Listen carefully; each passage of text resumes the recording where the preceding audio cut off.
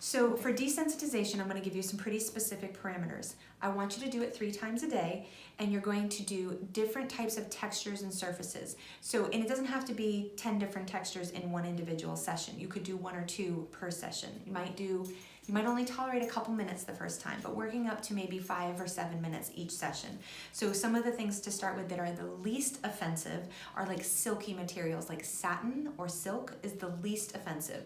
And then you can move from that to something like a cotton material or a washcloth that's not too rough. So like this is a pretty soft washcloth, but then there's also washcloths that are more nubby and rough. So that would be a step up from that. You can take Q-tips and run them, individual Q-tips between the toes, down the foot in different directions.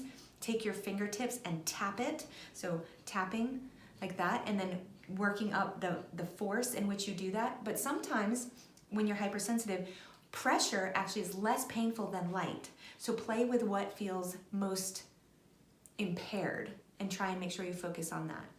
And then the other thing is temperature. So if you take a warm shower, you can finish by putting it under cold water. Or if you've iced it, you can go back and forth between like a warm hot pack and then ice, but no longer than 20 minutes at a time, and make sure that your skin is intact. Make sure that you have something to cover your skin while you do it. Is there anything else? Oh, same thing, desensitization also comes through pressure. So right now you're not allowed to weight bar, but when it's time and you start putting weight on your foot, it's going to feel insane.